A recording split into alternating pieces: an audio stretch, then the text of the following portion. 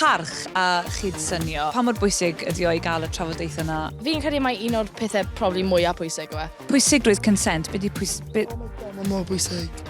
Mae actually mor fel all ma'n ffocin rape. Mae lot o signals. Ti angen bod yn ymwybodol ohonyn nhw. Os ti'n consent, don't do anything. No pressure. Yeah. Os maen nhw'n rhoi pressure, not the one. Achos mae consent yn... Bwysig. Ac yn... Angenrheidiol. Ac yn... Sexy. Nawr, da ni'n mynd i roi parch a cydsynio sef consent ar led. A mae rhywun arall wedi dod i'r loft. Beth, diolch yn fawr iawn i ti am ddod i siarad efo ni. Wyt ti'n hapus i rannu dy brofiadau di hefo parch a consent mewn perthynas efo ni? Ynddo. Yn diweddar, mae ni wedi mynd a cwrthwyn pa byddwn ni allan o fo yn lyflu. Mynd â fi allan am bwyd. A meddwl, mae'n fwy'n actually hoffi fi. Wrth gwrs, mae'n pethau'n digwydd, mae'n perthynas. Ond wedyn, mae'n eitha penderf wedi mynd fewn a trafod ein busnes efo dre i gyd, efo pawb yn gwaith. Nes i cael neges gan mam, jyst yn dweud bod hi'n gwybod. So sut oedd ti'n teimlo pen oedd hwnna i gyd digwydd? O'n i ddim yn teimlo'n hapus o gwbl. Wrth gwrs bod dwi'n gweithio mewn ysgol hefyd, dwi'n rhywun pwysleisio bod yn proffesiynol, dwi'n eisiau cael enw arno fi. Does a rhywbeth intimate sy'n digwydd efo'ch gilydd, does hwnna bod yn rhywbeth rhwng y ddau partner a dim busnes pawb.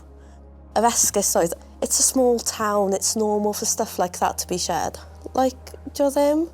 Like, dio yn normal o gwbl.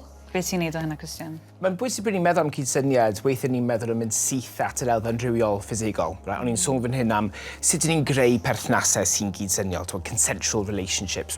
Mae'n perthynas mae'n fel y triongl yna rhwng parch, ymddiriediaeth a chyfathrebu. Right?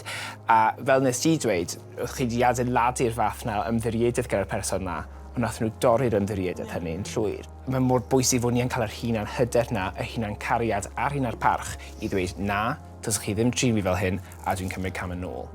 Nes i ddim cael dim un sorry. Nes i just cael, oh, if I hurt your feelings, I'm sorry.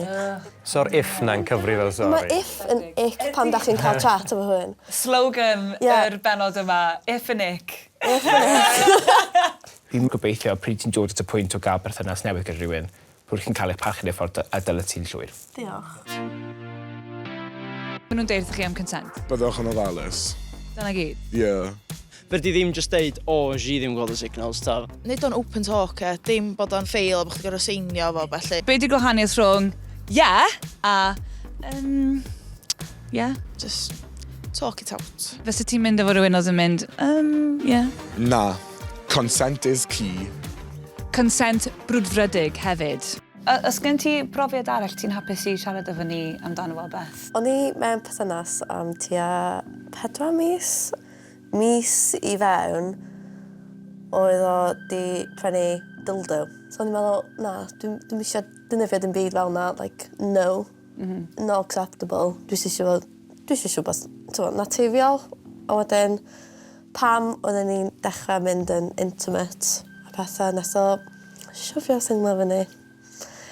Hyd yn oed pam nes i deud na, so oedd o'n profiad rili erchyll a nes i rhannu stori yma gyda fy ffrindiau, nes i deud nes o dynifio dildo. Oedd o fel dofod ddim yn bwys. Ond wedi cymryd mantais o sefyllfa lle ti'n teimlo'n fregus neu ti'n teimlo'n hollol, di ymadferth o bron. So fi'n really sori bod hwnna wedi digwydd i ti, a diolch am rannu hwnna. Wnaethoch chi gael trafodaeth amdano fo wedyn, neu oedd o jyst yn rhywbeth... Oedd o just put it over the head. Nath e gofyn y cwestiwn ti eisiau gwneud hyn, dwi wedi na, dylse ti wedi cael dy barchu. Mae cydsyniad amdano cael y rhyw, dyn ni eisiau cael, dyn ni'n gyfforddus i gael, dyn ni'n teimlo pleser i gael, right? Ni yw'r gair pwysig fyna, ynddo. Union. Dylse fe fod yn gwybodus, dyn ni'n gwybod be ni'n cydsynio iddo, right? So os ti'n cydsynio i un peth, dydych chi heb cydsynio i bopeth, right? Yn ail fod yn enthusiastic, right? Fod chi wir eisiau gwneud rhywbeth. A hefyd yn barhaus. Os mae rhywun yn dweud, actually, bydd ddim eisiau gwneud hyn rhagor, fi eisiau stopio, dylse hynny cael ei parchu. Trwy dweud na i'r weithred rhywiol dwi ddim eisiau gwneud, dwi'n dweud ie i fy hunan barch. Mae'n dod hefyd at sefyllfaoedd rhywiol digidol. Mae lot o pobl ifanc yn derbyn delweddau rhywiol heb gofyn amdano nhw chwaith. A mae'r effaith mae hynny'n gallu fod yn difrifol dros ben.